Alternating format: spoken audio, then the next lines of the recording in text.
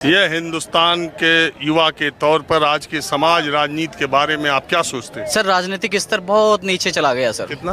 बहुत नीचे। अरे बहुत में कहता हूं। ग्राउंड में चला गया सर। पाताल में? बिल्कुल पाताल में ही चला गया सर कतई। और बेरोजगारी इतनी बढ़ गई है सर। मैं खुद स्टूडेंट हूँ सर। एग्जाम है, आरआरबी का फॉर्म डालना है हमें। सेंट्रल गवर्नमेंट की भर्ती है सर। नर्सिंग ऑफिसर की 600 पोस्ट है सर।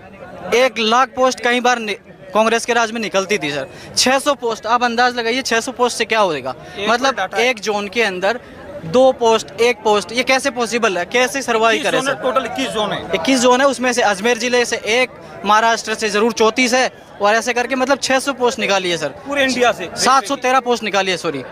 सॉरी ये रेलवे रिक्रूटमेंट बोर्ड। हाँ। पहले तो इसकी ज्यादा 1 लाख सर 60 55 हजार निकलती थी। 713 पोस्ट निकाली है सर। अभी फॉर्म फिल नहीं किया हमने। इस सरकार ने ठेके पे दे दिया सब कुछ। मुझे लगता है धीरे धीरे ठेका करना चाहिए। उसमें आरक्षण देंगे नहीं किसी को। मेन बात यह है उसमें प्राइवेट में आरक्षण मिलता नहीं है, तो धीरे धीरे इसको खत्म करते जा रहे हैं। ऐसा नहीं होना चाहिए। इंडिया की जो जनता है लोकसभा 2024 के चुनाव में अपना मैसेज क्लियर कर दिया सर।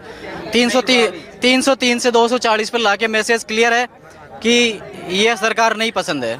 लेकिन आज मोदी जी का भाषण सुने सर? आज उन्होंने कहा कि भारत के युवाओं का जो है ना वो छलांग मारना चाहता है और विकास की नई इबारत लिखना चाहता है। भारत के युवाओं के बीच जो शक्ति है, और उन्होंने 1,75,000 मेडिकल सीट बढ़ाने की बात की।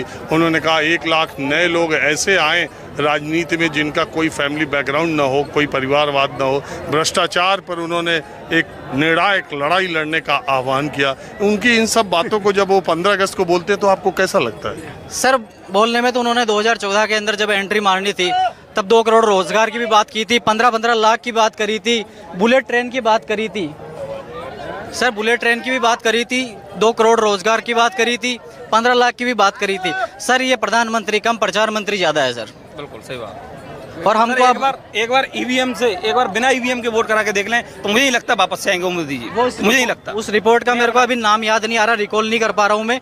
उस रिपोर्ट के हिसाब से करीब 150 सीटें बीजेपी हारती हुई नजर आ रही है। अरे एक से रिपोर्ट निकल रही है।